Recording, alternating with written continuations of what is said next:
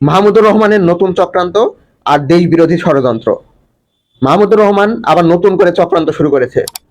আপনারা হয়তো আজকে সন্ধ্যায় একটা নিউজ শুনতে পেরেছেন যে দেশনেত্রী বেগম খালেদা জিয়াকে দেখতে গিয়েছেন মাহমুদুর রহমান।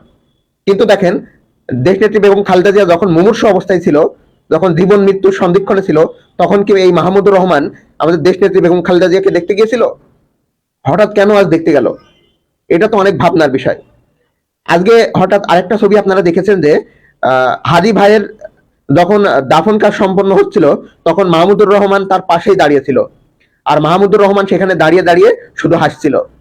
এখন আপনারা বলতে পারেন, হ্যাঁ, যে সে হাসতেই পারে। ভাই, হাসাটা কি স্বাভাবিক?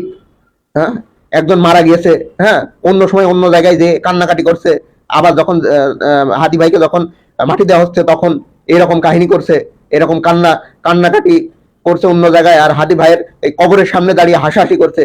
এই সব কিছুই তো বাংলাদেশের মানুষ আজ দেখলো। এদের চেহারা, এরা যে কত ভোল পাল্টায়, এটা আল্লাহ ছাড়া কেউ বলতে পারবে না। টিকটিকি যতটা তাদের মানে রং না বদলায়, এই মাহমুদুর রহমান আর এই এই পুরো গ্যাং, হ্যাঁ, এরা এর থেকেও বেশি রং বদলায়। বাংলাদেশকে পুরো শেষ করে দিল। একটা হলো নিজেরা এই যে মবতন্ত্র তৈরি করে মবের মাধ্যমে প্রথম আলো, ডেইলি স্টার, এই সব কিছু সব পুড়িয়ে দিল। আর সাথে সাথে একজন হিন্দু মানুষকে মিথ্যা অপবাদে তাকে পুড়িয়েও মারলো। এই মববাজরা বাংলাদেশকে অস্থিতিশীল করার জন্য লেগেছে। এদের প্রধান উদ্দেশ্য হলো বাংলাদেশে যে আসন্ন নির্বাচন আসছে, এই নির্বাচন যেন না হয়। কারণ এই নির্বাচন হলে এদের যত এখন ক্ষমতা, হম্বি তম্বি, সব তো শেষ হয়ে যাবে। এদের সাথে আছে বিদেশি কিছু দেশ, যারা এদের সাথে মিলে, যারা এদেরকে বুদ্ধি পরামর্শ দিয়ে আমাদের দেশকে একটি অস্থিতিশীল দেশ বানাতে চাইছে। আবার দেখা যাচ্ছে কিছু কিছু মানুষ, হ্যাঁ, নানা দেশে গিয়ে নানা মানুষের কাছে ট্রেনিং নিচ্ছে যে কিভাবে বাংলাদেশকে অস্থিতিশীল করা যায়, বাংলাদেশকে একটি ভঙ্গুর রাষ্ট্রে পরিণত করা যায়।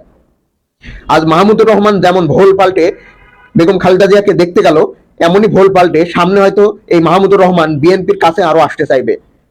আর এই মাহমুদুর রহমান যদি বিএনপির কাছে আসে, বিএনপিকে সতর্ক থাকতে হবে। এ হলো কাল সাপের মতো। কাল সাপও সবল দেয় না যেরকম, এরা যেভাবে সবল দেবে। ধন্যবাদ সবাইকে।